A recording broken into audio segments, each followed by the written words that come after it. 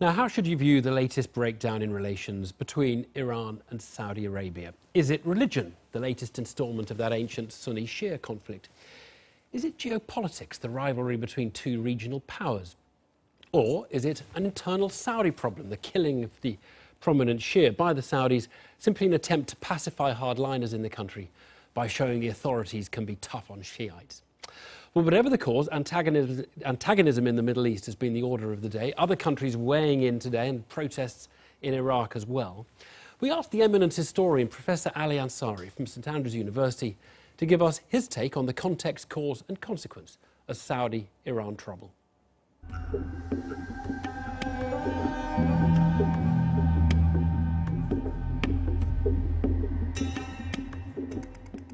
If you look at the contemporary Muslim world, about 90% of Muslims are Sunnis. They're considered the more orthodox branch of Islam, and about 10% located in Iran, Iraq, Lebanon, Bahrain, Eastern Saudi Arabia are Shias. And the main differences between them are partly theological, and another part really being on the succession to the Prophet, which obviously goes back centuries.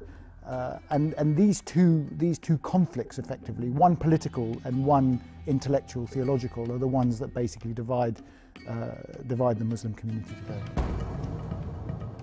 The disputes that surround the succession to the Prophet come to a head in the conflict between the grandson of the Prophet, Imam Hussein to the Shias, and the Umayyad Caliph Yazid.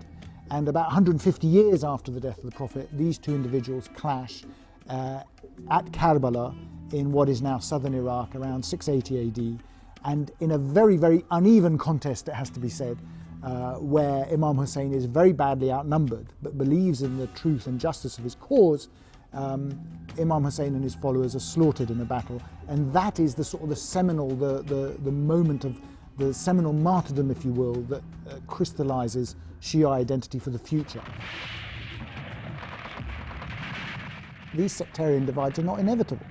During the Iran-Iraq war, Shias fought in the Iraqi army against the Iranians.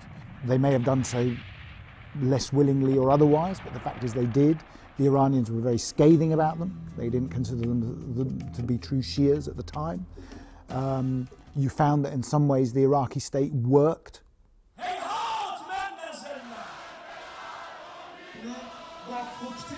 The real problem now is that there could be potential frictions emerging in the Persian Gulf. You could find stuff certainly in Bahrain. Iraq is another possibility, and also, of course, Syria. I think the real issue with the breakdown in Saudi-Iran relations is that the possibility of now finding a solution to the Syrian crisis is going to, at the very least, be delayed further. Because if the two protagonists don't even recognise each other diplomatically, it's going to be difficult to move things along.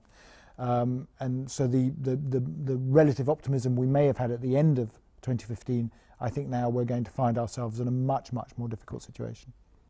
Professor Ali Ansari there. Well, a little earlier, I managed